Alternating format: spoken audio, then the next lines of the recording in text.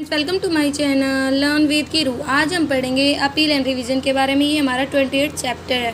तो अपील क्या होती है? देखो, हमें असेसिंग ऑफिसर ने क्या दे दिया? ऑर्डर दे दिया, लेकिन हम उस ऑर्डर से सेटिस्फाई नहीं थे। तो जब भी कोई अपील फाइल की जाए किसके अगेंस्ट में, किसी भी ऑर्डर के अगेंस्ट में जो असेसिंग ऑफिसर ने किया था, ठीक है, जब कोई एसएससी है वो सेटिस्फाइड नहीं है उस ऑर्डर से जो असेसिंग ऑफिसर ने उसे दिया है, तो वो क्या कर सकता है? अपील फाइल कर सकता है उस ऑर्डर के अगेंस्ट में। किसके पास?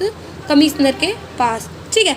अपील पहले हम देते हैं अपील किसको? कमिश्नर को। तो पहली बार जब अपील की जाती है ऑर्डर के अगेंस्ट में तो वो दी जाती है कमिश्नर को। तो क्या क्या कंडीशंस होती है? पहला तो है टाइम। जब ऑर्डर दिया गया था ना तो उसके 30 दिन के अंतर्गत ना अपील कर देनी चाहिए हमें कमिश्नर के पास। और इसके लिए एक प्रिस्क्राइब्ड फॉर्म है, फॉर्म नंबर 35, ये फिल करना चाहिए और एक प्रिस्क्राइब्ड मैनर में। फिर जो कमिश्नर है वो एडमिट कर सकता है अपील को 30 दिन के बाद भी, अगर उसे लगे कि भाई 30 दिन में अगर जो हमारा एसएससी वो फाइल नहीं कर पाया, उसके सफिशिएंट काज थे, मतलब उसने जानबूझ के ऐसा नहीं किया बल्कि कुछ रीजन वगैरह हो गए थे जिसके कारण वो 30 दिन के अंतर्गत अपील नहीं कर पाया। फिर होता है पेमेंट ऑफ टैक्स। कहते हैं कोई अपील तब तक एडमिट नहीं की जाती जब तक एसएससी है ना वो क्या नहीं फिल कर दे, कैश मतलब जो हमारा एसएससी है वो टैक्स वगैरह को, रिटर्न वगैरह को फाइल ना कर दे, उसको पेमेंट ना कर दे।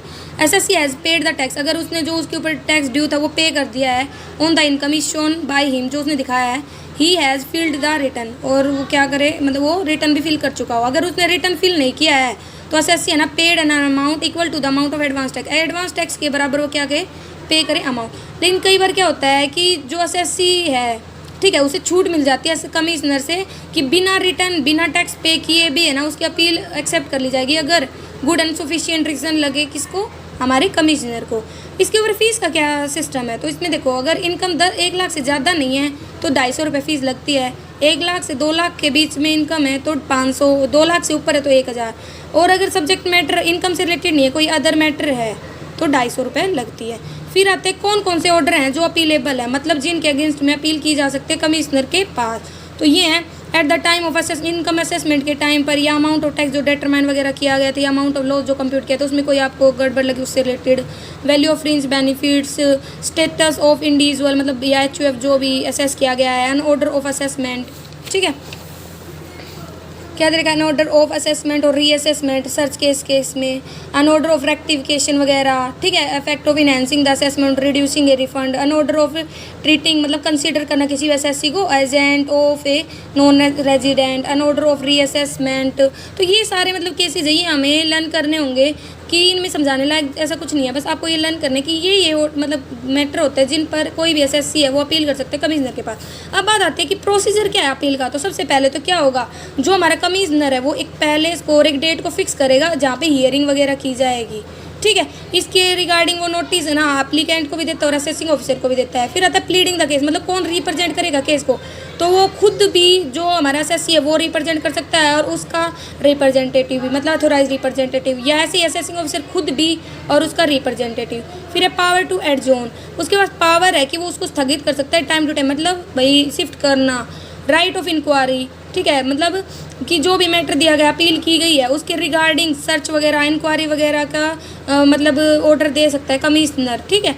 हियरिंग ऑन एडिशनल ग्राउंड, जैसे भाई अपील की जाती है तो मैटर लिखा जाता है कि भाई ये मैटर है, मैं इसके ऊपर अपील कर रहा हूँ, और लगा लो वो आपने है ना एप्लीकेशन में वो मैटर नहीं लिखा, वो ग्राउंड एक्सप्लेन नहीं किया, और है ना वो आपने मतलब ऐसा जानबूझ कर नहीं किया, या छूट गया था, आपकी कोई मतलब इंटेंशनल या अनरीजनेबल का चीज़ नहीं थे, तो क्या कहता है कि उन ग्राउंड पर हियरिंग की जा सकती है। ऑर्डर इन राइटिंग कहता है कि जो ऑर्डर है वो राइटिंग में होना चाहिए और वो सारे पॉइंट्स वगैरह होने चाहिए जो ज़रूरी होते हैं डिसीजन वगैरह लेने के लिए। लिमिटेशंस क्या हैं? Where it is possible the commissioner may year and decide such appeal within 1 साल के अंतर्गत वो इसको डिसाइड करेगा जब फाइनेंशियल ईयर क्या होता है हमारा ख़त्म होता है, ठीक है।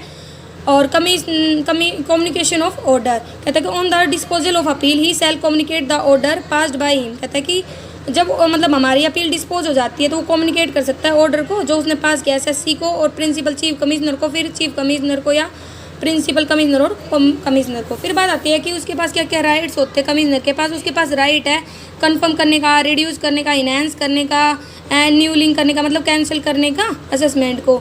और he in an appeal against an order of penalty he may confirm cancel such order और इनहेंस और reduce the penalty impose by the assessing officer. वो पेनल्टी वगैरह भी हटा सकता है जो असेसिंग ऑफिसर ने लगाई है, या किसी भी केस में उसे जो सही लगे वो सारे काम वो कर सकता है। तो ये हमारा था कमिश्नर के केस में क्या क्या प्रोसीजर रहता है, उनके पास क्या क्या पावर होती है।